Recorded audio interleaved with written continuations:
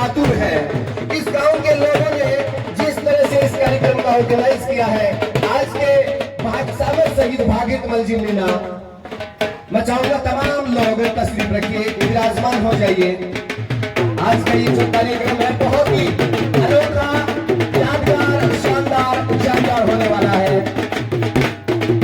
इस तरह से ढोल नगाड़ों के साथ अतिथियों को मंच की तरफ लाया जाता है। ये इस गांव की एक अनोखी मिसाल है। ये स्वागत है, ये प्यार है, ये मोहब्बत है। इस तरह से अगर यहाँ के लोग पूर्व कल्याण बोर्ड हमारे बीच पहुंचे हैं, विराजमान है, ये और श्री पवन जी जोशी भामासा एक भाजपा नेता, जैसा कि पहले मैं जिक्र कर रहा था, नाम क्या है इस गांव के लोगों ने। ये गांव सीकर जिले का कोलीरा गांव, वाकई में मिसाल, वाकई में मिसाल। और किस तरह से जोरदार तालियों की गड़गड़ाहट, ढोल नगाड़े बजाकर स्वागत किया जा रहा है। ये प्यार है, मोहब्बत है। ये उन लोगों के लिए एक अनूठी मिसाल है।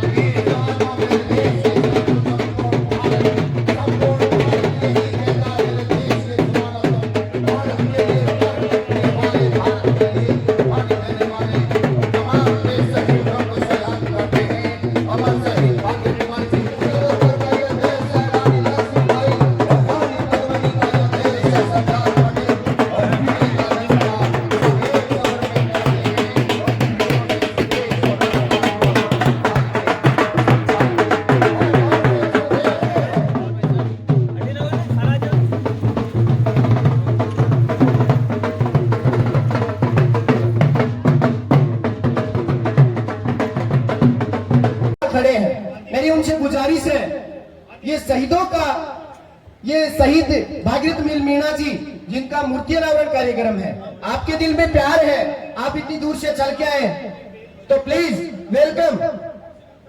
मां भारती का कर्ज मुझ पर शेष है। आज वेला आ गई निज प्राण के बलिदान की, रक्त से रोशन करूं रण ज्योति हिंदुस्तान की, रण ज्योति हिंदुस्तान की।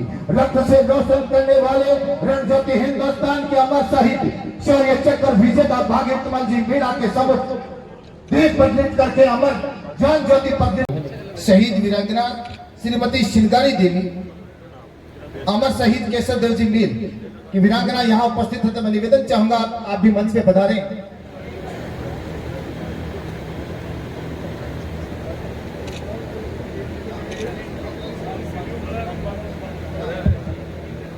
मैं निवेदन किया जाएगा हमारे अतिथियों द्वारा। सबसे बड़ा सम्मान उस मां के लिए जिस मां ने अपने सपूत की शहादत दी, उस मां की खून से मस्तक तिलक लगाऊं, खाऊं में सौगंध नयन में नीर तलक न लाऊं, दुश्मन की छाती में गाड़ तिरंगा फिर घर आई हो रे, जाके सीमा पे तू लाल देश को कर चुकाई हो रे, देश को कर चुकाई हो रे। उस मां का सम्मान किया जा रहा है भारत मां के जयकारों के साथ में। बोले भारत माता के, भारत माता की।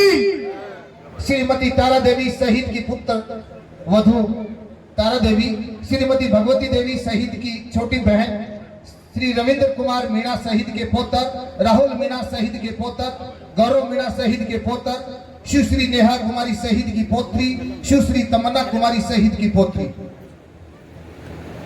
मनोहर मीणा जो पूरी परिवार की कमान संभाले हुए हैं, आप उनके छोटे बेटे हैं मनोहर जी मीणा, जो आप कोचिंग की तैयारी कर रहे हैं।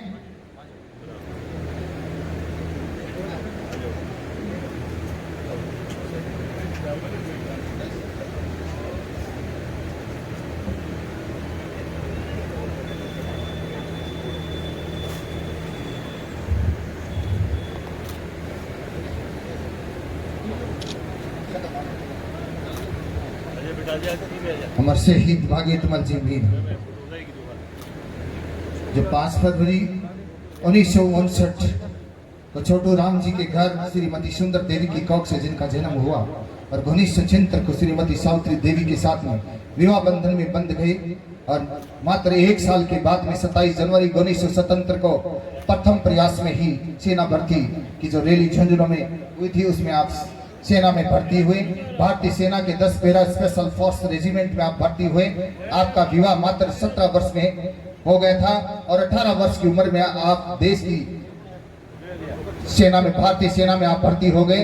और 5 से 6 जून को 1984 में जब ब्लू स्टार ऑपरेशन में आपको जिम्मेदारी दी गई थी, मात्र 25 वर्ष की उम्र में आप इस देश के लिए कुर्बान हो गए थे। आपने अपनी शहादत दी थी, और केवल मात्र 7 साल आपने देश की सेवा की थी, लेकिन मात्र 7 साल की सेवा में आप, मैं आमंत्रित कर रहा हूं बड़े आदर और सम्मान के साथ में रविकांत जी। चाहूंगा कोलेडा में कृषक पिता श्री छोटू राम जी और गृहिणी माता श्रीमती सुंदर देवी के घर 5 फरवरी 1959 को भागीरथ मल जी का जन्म हुआ। उनका जन्म 2 बड़े भाइयों श्री रामचंद्र जी एवं श्री बजरंग लाल जी के बाद तथा एक बहन श्रीमती भगवती देवी के पहले हुआ। भाइयों में वे सबसे छोटे थे। आपकी स्कूली शिक्षा गांव के ही सरकारी स्कूल में हुई। सन 1976 को श्रीमती सावित्री देवी से विवाह बंधन में बंधे। आपके 2 पुत्र हुए। बड़े पुत्र श्री मुरारी लाल जी मीणा जो तहसील में कार्यरत थे, उनकी एक दुखद सड़क दुर्घटना में 27 जुलाई 2018 को मृत्यु हो गई, एवं छोटे बेटे मनोहर लाल मीणा जो अभी प्रतियोगिता परीक्षाओं की तैयारी कर रहे हैं। 27 जनवरी 1977 के दिन झुंझुनू सेना भर्ती रैली में पहले ही प्रयास में आप भारतीय सेना के 10 पैरा स्पेशल फोर्स रेजिमेंट में भर्ती हो गए। आप वीरत्व की मिसाल थे और भारत माता के सच्चे सपूत थे। 1984 में आप तत्कालीन प्रधानमंत्री श्रीमती इंदिरा गांधी की सुरक्षा में तैनात थे। खालिस्तान मूवमेंट के दौरान जब आतंकियों ने स्वर्ण मंदिर पर कब्जा कर लिया तो भारतीय सेना ने ऑपरेशन ब्लू स्टार शुरू किया। इस दौरान आपके ट्रुप को एक रास्ता खोलने का टास्क मिला। 5 व 6 जून 1984 की मध्य रात्रि को आपके ट्रुप को पैराशूट से वहां लैंड करवाया गया और आपने आगे बढ़कर 3 आतंकियों को ढेर कर दिया, लेकिन इसी दौरान आपको भी कई गोलियां लगी तथा आपकी शहादत हुई। मरणोपरांत आपको शौर्य चक्र के सम्मान से नवाजा गया। देश मातृभूमि पर निसार कर चल दिया सपूत। देश ने, राज्य ने, जिले ने एवं ग्राम ने इस सपूत पर गर्व किया। वर्तमान में आपकी माताजी व पत्नी, आपके बेटे मनोहर, बहुएं विनोद और तारा, पोतियों नेहा, तमन्ना एवं पोतों रविंदर, राहुल व गौरव से भरा पूरा व संपन्न परिवार है। धन्यवाद। कोलिडा गांव के शहीद लांस नायक भागीरथमल शौर्य चक्र की प्रतिमा अनावरण से समस्त अतिगण का हार्दिक अभिनंदन करता हूं। लांस नायक, शहीद लांस नायक भागीरथमल शौर्य चक्र सैनिक जीवन के परिचय के बारे में बताना चाहता हूं। इनका जो सेना में काम और जो काम किया गया है उसके दौरान मैं इनको कुछ बातें बताना चाहता हूं ताकि हमारे जीवन में और सेना में क्या प्रभाव पड़ेगा। शहीद लांस नायक भागीरथमल शौर्य चक्र काफी वीर और बहादुर सैनिक की गिनती में नापा गया, जो कि हमारे सेना के अंदर एक बड़ी मिसाल जाहिर की, जिसमें हमारे टेम्परा एसएफ विशेष बल में भर्ती हुए। 6 जून 1984 ब्रिटिश दुश्मनों को मार गिराया, जिससे शौर्य चक्र भारत सरकार ने नजावा गया। उनकी कार्यशैली, ट्रेनिंग, उनको देखते हुए हमारे मिनट में हमको ये ज्ञात होता है कि भविष्य के अंदर हम इससे भी ज्यादा। शहीद लांस नायक भागीरथमल शौर्य चक्र ऑपरेशन ब्लू स्टार में दुश्मन को लोहा लेते हुए प्राण गति प्राप्त हुए, जिससे शौर्य चक्र प्रदान हुआ। आज इनकी याद में प्रतिमा अनावरण के दौरान हम याद करते हैं, हमारी यूनिट याद करती है जो हमको यहाँ बुलाया। इनको बहुत बहुत नमन करते हैं, इनका स्वागत करते हैं और इनको भगवान से यही प्रार्थना करते हैं कि इनके आगे खुश रहें, आबाद रहें, जहां पर ही रहें भगवान इनको खुश रखें। जय हिंद। अपने मेरा परिवार से निकलकर इंदिरा गांधी की सरकार के नेतृत्व में उसने जान दी है, तो कोलिडा सीकर और भारत के लिए कोई छोटी बात नहीं है, बहुत बड़ी बात है, सौभाग्य की बात है। एक बार मैं वंदे मातरम का बीच में बोलूंगा, भारत माता की। जिस प्रकार ये कोलिडा जब जब देश में कारगिल युद्ध हुआ है तब भी शहादत दी है, ब्लू स्टार हुआ तब भी शहादत दी है, और श्रीलंका का जो शांति मिशन है उसमें भी माता की। अमर शहीद भागीरथमल जी मीणा की इस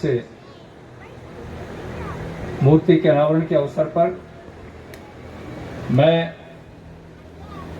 उनकी शहादत को नमन करता हूं और आज इस सभा में उनकी पूज्य माता, उनकी धर्मपत्नी, उनके पुत्र और परिजन उपस्थित हैं, उनको भी मैं सादर नमन करता हूं। मंच पर उपस्थित आज के कार्यक्रम की अध्यक्षता कर रहे हमारे सीकर के विधायक पूर्व मंत्री माननीय श्री राजेंद्र पारिक जी, सैनिक कल्याण बोर्ड के पूर्व अध्यक्ष रहे दानवीर माननीय श्री प्रेम सिंह बाजौर साहब, हमारी जिला परिषद के सदस्य भाई ताराचंद दयाल, जिला परिषद सदस्य माननीय श्री कानाराम जी, भाई पवन जोशी जी, पूर्व पुलिस अधिकारी माननीय श्री वीरेंद्र जी, गुंगारा के सरपंच भाई सत्यपाल जी, माननीय श्री वीरपाल जी, आपके सामने परिचय दिया गया। 80 से 84 का ऐसा दौर था जब पंजाब के अंदर आग उगलती रही और देश की जो स्थितियां बन चुकी थी, पाकिस्तान के जो इरादे थे कि जिस प्रकार से 1971 में पाकिस्तान के टुकड़े हुए, उसको पाकिस्तान पचा नहीं पा रहा था और पाकिस्तान के इरादे थे भी किसी तरह से आग लगा करके या तो कश्मीर को अलग किया जाए या पंजाब को अलग किया जाए, और कुछ अलगाववादियों को पाकिस्तान में भड़काने का पूरा प्रयास किया और उसका परिणाम ये निकला कि पूरे पंजाब के अंदर खालिस्तान के रूप में एक आग लगी। मैं उस समय 80 से लेकर के 90 तक श्री गंगानगर के इलाके में काम करता था। जब इंदिरा जी की मृत्यु हुई, उनको बलिदान किया, उस समय का जो बहाव था वास्तव में कंपायमान करने वाला था। और स्वर्ण मंदिर और ये दोआबा कहलाता है सतलुज और व्यास के बीच का, दो नदियों के बीच का जो पठार का क्षेत्र है, इस दोआबा के अंदर तो हालात ये थी कि वहां से निकलना मुश्किल हो जाता था। उस परिस्थिति में आप जानते हैं कि जब सेना के अधिकारियों को भी, सेना के सैनिकों को भी पैराशूट के माध्यम से स्वर्ण मंदिर में उतारा जाए उस परिसर की रक्षा के लिए, आप अनुमान लगा सकते हैं कि अमृतसर की गलियों में घुसना उसमें सेना के लिए कुछ संभव नहीं था।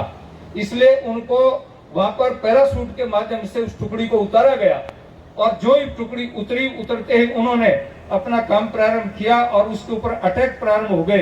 ये परिस्थितियां थी। उस हालात में स्वर्ण मंदिर परिसर में सेना के लोग जूता लेकर तक जा नहीं सकते थे। ये बहुत सारे नियम थे जिनकी पालना करते हुए हमारे सेना के अधिकारियों ने उस समय स्वर्ण मंदिर को नहीं, बल्कि मैं तो आपको कहूंगा कि भारत को बचाया।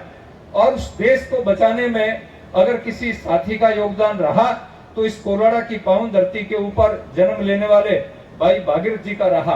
उनको जितना प्रणाम किया जाए, जितना नमन किया जाए, ये बहुत बड़ी बात है। मैं उनको प्रणाम करता हूँ, नमन करता हूँ।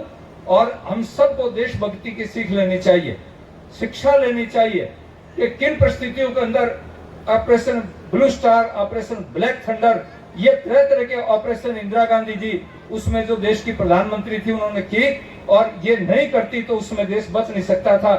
तो मैं उन सभी शहीदों को नमन करता हूं, प्रणाम करता हूं। पिछले बार मैं एक शहीद के कार्यक्रम में आया था, तब मैंने आपके यहाँ पर एक जिम की बात की थी, वहां खेल मैदान में। वो कागज यहाँ नहीं, मेरे पास नहीं भेजे गए। मैं एक तो निवेदन करूंगा कि मैंने पूछा तो कहा साहब कागज तो वहाँ डीओ के नाम है इसके। तो मेरा निवेदन है सरपंच साहब से, आप बैठे हैं शिवपाल जी, वो कागज लेकर के मेरे पास भेज दें। तो मैंने स्वीकृति निकाल रखी है, सीओ उसको निकाल देगा पैसों को, ताकि एक जिम आपके यहाँ पर इन शहीदों की स्मृति में आपके खेल स्टेडियम में बन जाए। यही मेरा निवेदन है। मैं पुनः आपका आभार व्यक्त करूंगा। है ग्राम कोलिडा की तरफ से आपका बहुत बहुत आभार, आपका बहुत बहुत अभिनंदन। सूर्य चक्र विजेता श्री भागीरथ मल मीणा, सूर्य चक्र विजेता श्री भागीरथ मल जी मीणा, धन्यवाद। मंचस्थ श्री प्रेम सिंह जी बाजौर साहब, श्री ताराचंद जी दयाल उप जिला प्रमुख साहब, हमारे मामा साहब श्री पवन जी जोशी भाजपा के नेता हैं, श्री वीरपाल सिंह जी, श्री सतपाल जी पूर्व सरपंच हैं, ब्लॉक कांग्रेस के अध्यक्ष भी रहे हैं और अभी वर्तमान में सरपंच प्रतिनिधि हैं, श्री कानाराम जी जिला परिषद सदस्य प्रतिनिधि, सभी उपस्थित प्रबुद्धजन, माताएं, बहनें, मैं भागीरथ जी मीणा की माँ को प्रणाम करता हूँ।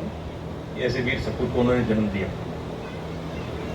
जब जब भी हम इस तरह की मूर्तियों के अनावरण में उपस्थित होते हैं, शहीदों का स्मरण करते हैं, आज अपने एक साथी की मूर्ति के अनावरण के कार्यक्रम में उनके पैरामिलिट्री फोर्सेस के साथी पधारे हैं।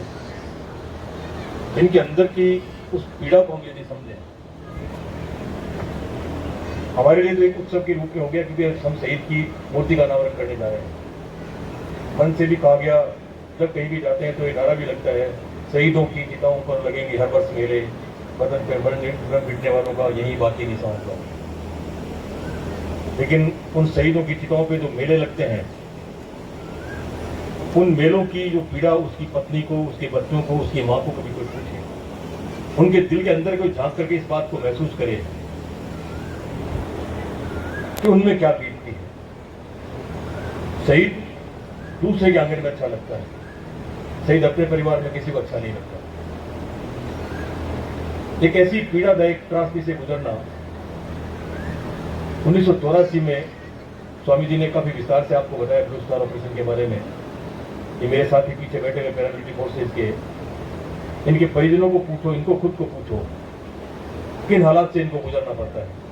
कड़कड़ाती ठंड हो, चिलचिलाती धूप हो, पानी हो, कैसे भी माहौल हो, ये सीमा पर हैं तो हम सुरक्षित हैं। देश यदि आज सुरक्षित है तो इसलिए सुरक्षित है कि सीमा पे ये लोग मुस्तैदी के साथ बैठे हुए हैं, कभी पीठ नहीं दिखाते, अपना सीना तान करके रहते हैं, सीने में गोली खाने को तत्पर रहते हैं।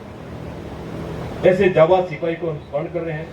ऐसे जाबाज सिपाही के स्वयं के खुद के पैरामिलिट्री फोर्सेज के साथी आज हमारे बीच में हैं, उनके परिजन यहाँ उपस्थित हैं, पूरा ग्रामीण उस शहीद को जो है सम्मान देने के लिए यहाँ उपस्थित है। लेकिन फिर भी दिल के कोने में कहीं कहीं वो पीड़ा जो उसकी माँ की, उसकी पत्नी की, उसके बच्चों के, उसके परिजनों के दिल में है, इसको महसूस नहीं कर सकते। ये महसूस वही एक व्यक्ति कर सकता है जिसने अपने को कुछ खोया है। मैं ऐसे इस कार्यक्रम पर उस परिजनों को नमन करता हूँ, उसकी माँ को नमन करता हूँ। आप बहुत भाग्यशाली है कि आपने ऐसे सपूत को जन्म दिया। और हमारी इस धरती की एक परंपरा रही है, पीड़ा न देनी आपनी, पीड़ा न देनी आपनी, हालरिए हो रहा है, पूत सिखावे पालने, मरण बढ़ाई माए। हमारी माएँ जब बच्चों को लोरी सुनाती है, दूध पिलाती है, तो लोरी में भी इस बात की घुटी देती है कि अपनी जमीन के टुकड़े पे कभी किसी को कब्जा मत करने देना, भले उसके लिए तुम्हें प्राण की बाजी देनी पड़े। घूंटी में जब कोई कभी ये कल्पना करता है कि अपनी जमीन के लिए तुम्हें अपने प्राण न्यौछावर करना पड़े तो प्राण न्यौछावर करना, लेकिन अपने दूध, माँ का दूध मत ले जाना। एक माँ जब अपने बेटे को दूध पिलाती हुई जब ये कल्पना करती है, उस धरती पर कैसे सपूत पैदा होते होंगे, उस धरती पर कैसे वीर पैदा होते होंगे, ये साक्षात हम जो है भागीरथ जी मीणा के रूप में आज महसूस कर सकते हैं। हमारे कोडेडा ग्राम में और जो 2 शहीद हुए मील परिवार के, उनकी शहादत को देख के हम इस बात को महसूस कर सकते हैं।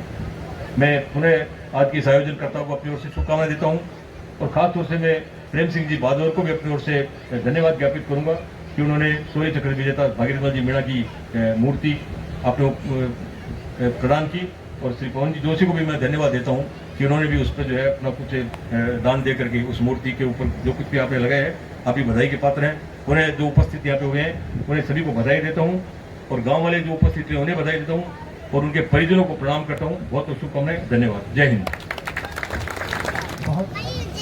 और हमारी ताराचंद जी, दयाल साहब, सब लोग बैठे हैं।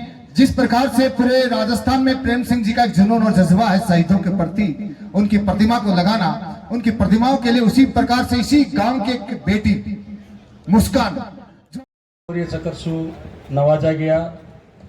बाकी प्रतिमा को, मूर्ति को अनावरण लगभग 39 साल बाद में ये कोलडा की पावन धरती पर आज हुए है।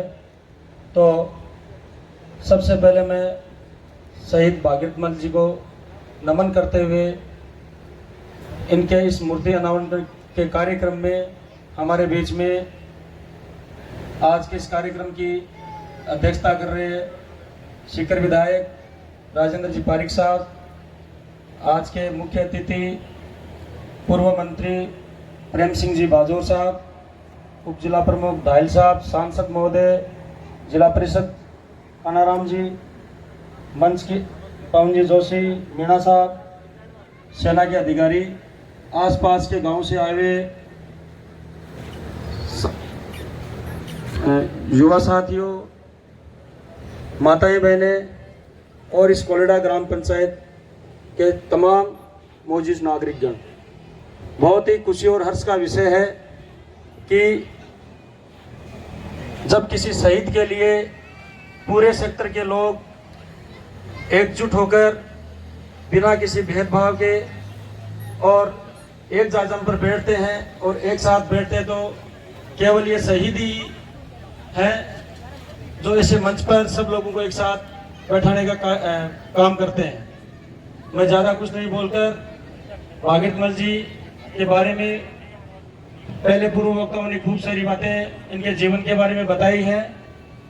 मैं इनके परिवार को भी धन्यवाद ज्ञापित करता हूं कि इनका परिवार ऐसे ही देश सेवा और समाज सेवा में उत्तरोत्तर अपना योगदान देता रहे।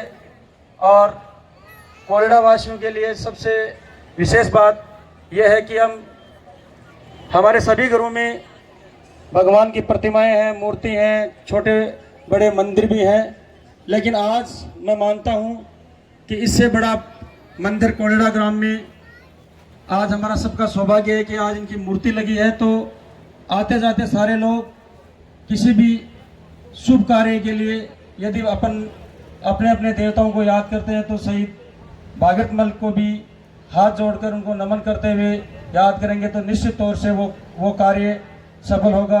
आप सब लोगों ने बुलाया, मान सम्मान दिया, धन्यवाद। जय हिंद, जय भारत। करना चाहूंगा, साथ ही मैं आप लोगों से निवेदन करना चाहूंगा कि भाई भागीरथ के नाम से कोई ट्रस्ट बनाएं और उस ट्रस्ट से जितने भी कोई प्रतिभावान छात्र हमारे गांव से, आसपास के तहसील से वो आगे आए और कुछ स्पेशल करें, उनको हम सम्मानित करें और वो ट्रस्ट बनेगा। उसमें मैं सबसे ज्यादा मेरे लिए मैं सब सहयोग करूंगा और मेरे से जितना बन पड़ेगा मैं करूंगा। धन्यवाद। शौर्य चक्र विजेता शहीद भागीरथ मल जी मीणा को नमन, उनके परिवार को दंडवत प्रणाम। इस देश की संस्कृति ऐसी रही है कि जब जब संकट का समय आया, शत्रु खड़ा हुआ, यहां का चप्पा चप्पा इस देश की रक्षा के लिए खड़ा हो जाता है।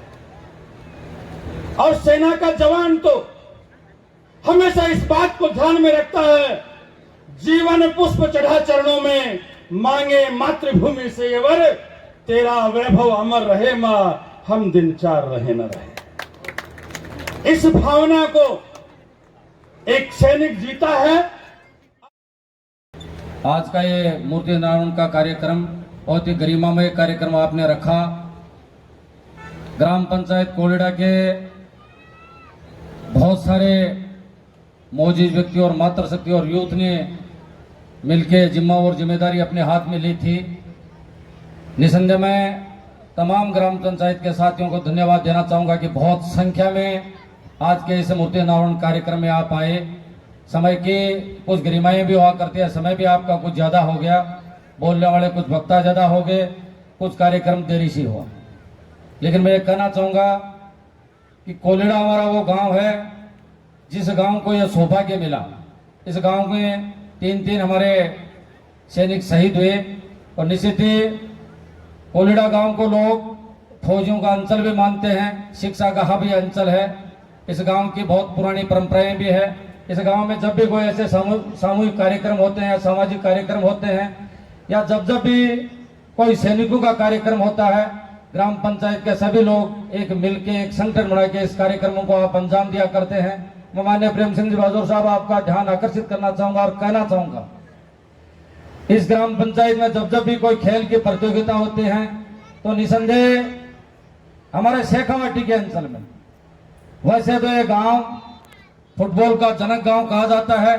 इस गांव को फुटबॉल की पहचान, हमारे इस गांव के बहुत सारे ऐसे नामचीन प्लेयर जो पूर्व में फुटबॉल के प्लेयर रहे हैं, उन्होंने इस गांव को एक नई पहचान दी और सैनिकों की वजह से भी इस गांव की पहचान बनी।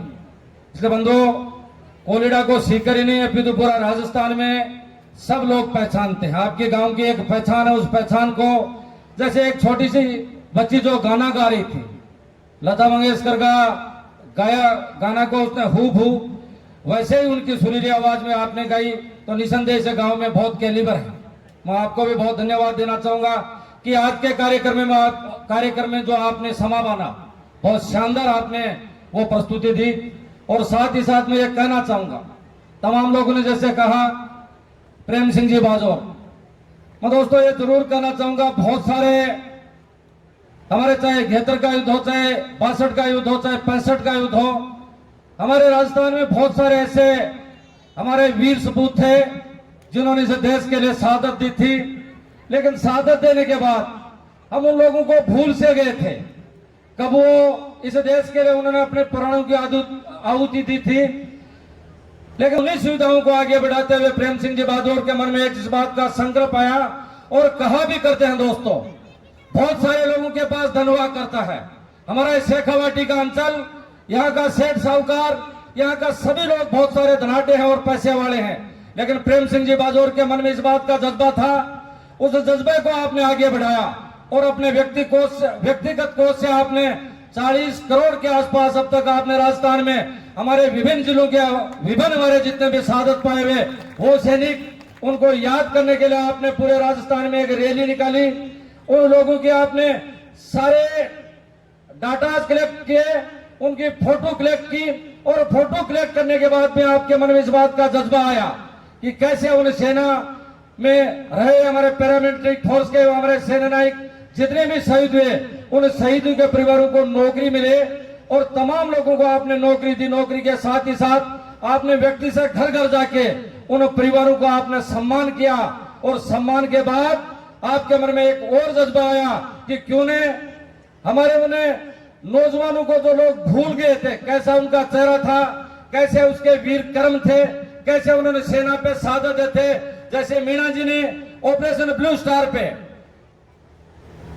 उन्होंने अपने प्राणों की आहुति दी थी, हम लोग भूल गए थे उनको, लेकिन आपका मैं दिल की गहराइयों से इस बात का धन्यवाद ज्ञापित करना चाहूंगा कि आपने पूरे राजस्थान में इस अभियान को चालू करके और छोटी छोटी ढाणियों में हमारे ऐसे शेखावाटी में ऐसी कोई ग्राम पंचायत नहीं होगी, ऐसी कोई रोड नहीं होगी, ऐसा कोई हाईवे नहीं होगा जहां हमारे सैनिकों की आज मूर्ति नहीं लगी हुई है। और वो सारा यदि किसी एक व्यक्ति ने प्रयास किया दोस्तों, तो मैं अपने मुक्त कंठ से प्रशंसा करना चाहूंगा प्रेम सिंह जी बाजौर ने कि आपने बहुत शानदार और जानदार ये काम हमारे सैनिकों के लिए किया है। और मैं भगवान की सीमाओं पे बहुत विकट परिस्थितियों में काम करते हैं, पलक झपकने नहीं देते हम लोग। थोड़ा सा कोई कार्यक्रम हुआ करता है, थोड़ी सी गर्मी हो जाया करती है, थोड़ी सर्दी गिरने लग जाया करती है, हम लोग विचलित हो जाया करते हैं।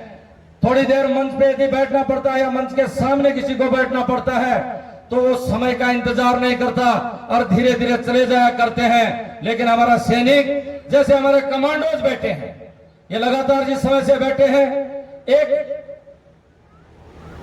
पल भी है इधर से उधर नहीं हुए।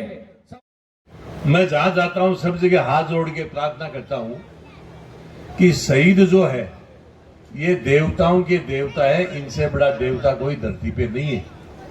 और इनको देवताओं के रूप में पूजना, मानना, रात जरूला उतारना, खुशी गमी में याद करना, ये पूरे इस धरती पे चाहे किसी भी 36 बरादरी के लोग हों, उनकी सबकी जिम्मेदारी। शहीद भागीर जी की मूर्ति का अनावरण ने किया, इन्होंने देश के लिए जान निछावर की है, इसलिए इनसे बड़ा कोई देवता धरती पे हो नहीं सकता। इसलिए मैं सबको कहता हूं कि इनको देवताओं के रूप में मानना चाहिए। माता मैंने, और यही नहीं, साल में मात्र एक बार परीक्षा आती है, एक बार। ये जो बात अब कह रहा हूं ये भाषण नहीं दे रहा हूं, बहुत बड़ा फायदा उठाया जा सकता है। अपने बच्चों को सही लाइन में चलाने का सबसे बड़ा माध्यम है। जब परीक्षा का टाइम आए तो प्रत्येक अभिभावक या विराज ने उनको सबको प्रार्थना कर रहा हूं कि अपने आजकल के बच्चे नंबर बहुत बढ़िया लाते हैं, लेकिन धीरे धीरे अपने संस्कार भी खोते जा रहे हैं, सबको पता है। जब परीक्षा का टाइम आए तो अपने बच्चों को कहे बेटा सबसे पहले नहा धो के और शहीद की मूर्ति पे धोख लगाना और उसके बाद में स्कूल में परीक्षा देने के लिए जाना। जो बच्चा स्कूल में जाने से पहले शहीद की मूर्ति के धोख लगाएगा, उसका अंदर से ये हृदय परिवर्तन होगा। और जिस बच्चे का हृदय परिवर्तन होता है, उसका ऑटोमेटिक माइंड वॉश होगा। और जिस बच्चे का माइंड वॉश हो, उस टाइम पे यदि वो पेपर लिखेगा, परीक्षा देगा, तो 65 वाले के 95% आएंगे, चाहे आप जानकारी करके देखें। आपको गांव की चौपाल में एक मीटिंग करनी थी और सब लोगों को साथ लेके 36 बिरादरी को बिठा करके, और ये तय करना चाहिए गांव में 3 शहीद हैं जिनके जो नजदीक शहीद पड़े। जब भी गांव से कोई बारात जाए तो सबसे पहले दुल्हा शहीद के धोख लगाए और उसके बाद में इस गांव से बारात आगे बढ़े। इस प्रकार का प्रयास आप लोगों को करना चाहिए। और यही नहीं, दुल्हन लेकर के अपन वापसी गांव में प्रवेश करें तो सबसे पहले घर में प्रवेश करने से पहले दूल्हा और दुल्हन शहीद के यहाँ आशीर्वाद ले और उसके बाद में गांव में प्रवेश करें, घर में प्रवेश करें। ये इस प्रकार का प्रयास भी आपको करना चाहिए। शहीद ऐसा है तो सबको एक साथ एक दरी पे बिठाता है। आपको पता है हर घर में टीवी लगी हुई है, आप सब लोग देखते हैं। ये सेना के लोग पीठ के ऊपर 10-10, 12-12 किलो वजन लाद करके अब बॉर्डर पे बंदूक ऐसे लेके खड़े थे। इनकी पलक नहीं झपकती, पलक। इससे बड़ा कोई देवता हो सकता है? मैं तो कहता हूं शहीद तो देवता है ही है। जो सेना में काम करके रिटायर्ड होके आगे, वो भी देवताओं से कम नहीं। लेकिन सेना की जो ट्रेनिंग होती है, उसके बाद इनको सिवाय देश के अलावा कुछ दिखता नहीं है। तो इसलिए मेरी सबको प्रार्थना है कि जहां भी शहीद की मूर्ति लगी हुई हो, और यदि अपन उधर से गुजर रहे तो वहां झुक करके वहां प्रणाम करना चाहिए। और कहीं भी अपन को गौरव सेनानी जो रिटायर्ड मिलते हैं या वर्तमान सैनिक मिलते हैं तो उनको जय हिंद करके सलूट देना चाहिए। ये अपना कर्तव्य है। तो मेरा निवेदन ये है कि ये मनुष्य जीवन बहुत मुश्किल से मिलता है, ऐसे ही नहीं मिलता है। और मनुष्य जीवन के बाद आने के बाद यदि आप किसी की मदद करते हो तो बहुत बढ़िया है। आप यदि किसी की मदद भी नहीं करें तो कम से कम बुरा किसी का नहीं करना चाहिए। ये बीच का पन्ना जो मैंने आपको बताया, उसमें शहीद बागिर जी ने उस पे लिखाया शहीद बागिर मल। ये जब तक धरती और आसमान रहेगा, जब तक ये अमर रहेंगे। आप और हम जाते आते रहेंगे, लेकिन ये हमेशा के लिए अमर रहेंगे कि उन्होंने उस सही बीच के पन्ने पे लिखवा लिया शहीद बागिर मल। और मैं आपको निवेदन कर दूं कि कोई जरूरी नहीं कि सेना में जाए उनका ही नाम बीच के पन्ने पे लिखा जाता है। सरकारें आती जाती रहती है, लेकिन बीच के पन्ने पे जिसका नाम अंकित होता है ना, वो हमेशा रिकॉर्ड में बोलता रहता है। उन लोगों का भी बीच के पन्ने पे नाम लिखा जाता है जो आईएएस बने, आईपीएस बने, हाई कोर्ट जज बने, कर्नल बने, मेजर बने, डॉक्टर बने, जो बड़े पदों पर जाते हैं वो हमेशा रिकॉर्ड में उनका रिकॉर्ड रहता है। उनको गांव भी याद करता है, दुनिया भी याद करती है, जाने के बाद भी याद करते हैं कि इस घर में कलेक्टर था, इस घर में एसपी था। तो अपने बच्चों को पढ़ाना चाहिए। एक जमाना था खेती बाड़ी काम कर लिया और कोई पशुधन चला लिए। आज का जो जमाना है, पूरा विश्व है। पहले अपन दुबई में टेलीफोन लगाते थे, 3-3 दिन लग जाते थे अपन। आजकल पूरे विश्व में खेत में काम करता आदमी आपकी मोबाइल पर कौन सी कंट्री में क्या हो रहे 1 मिनट में पता कर ले। इसलिए विश्व बहुत छोटा सा हो गया है। इसलिए ये सोचे कि नौकरी नहीं मिलेगी। अब बात नहीं जगह टीप पर पढ़े स्कूल मां को तो कोई इलाज नहीं, लेकिन जका लड़का पढ़े मां के लिए दूरबीन लेर, बड़ी बड़ी सहज तारा, 1-1 करोड़, 2-2 करोड़, 10-10 करोड़, 20-20 करोड़, 50-50 करोड़ साल का पैकेज, और कहीं भी जाके विश्व में कोई सी कंट्री में जाकर सेट हो जाओ। तो इसलिए कोई नौकरियों की कमी नहीं है, लेकिन काम करने वाला होना चाहिए। इसलिए मेरी सबको प्रार्थना है कि अपने बच्चों को पढ़ाना चाहिए। आज का जमाना पढ़ाई का। एक टाइम था, आपको पता है, परिवार में माता बहनें सुबह 4 बजे उठती थी, बहारा निकालती थी, बिलौना हाथ से बिलोती थी, चाकी से आटा पीसती थी, उकड़ मुसलों में धान कूटती थी, मिर्च चकले पे बांटती थी। अब आजकल वो जमाना तो खत्म हो गया, सबके घर में मिक्सी आ गई। एक बार 24 घंटे में पसीना निकालना बहुत जरूरी है। यदि खेत में काम करके निकालते हो तो फायदा है उसका। आम का आम, गुठली का दाम, खेत में काम भी हो जाए और शरीर भी सही हो जाए। और बाप जी जगाकर नहीं हो तो मेरे को योगा को सद आजकल रामदेव जी बतावे वो योगा कर आपको टाइम पास कर ली। आजकल 15 दिन पहले के चालो डॉक्टर के 1 लाख 1.5 लाख क्यों काम तो करे को नहीं, पसीनो निकाले को नहीं, जना हॉस्पिटल में जाना पड़े को। तो इसलिए मेरी सबको प्रार्थना है कि किसी न किसी रूप में पसीना 24 घंटे में एक बार निकालना चाहिए ताकि उसका स्वास्थ्य ठीक रहे।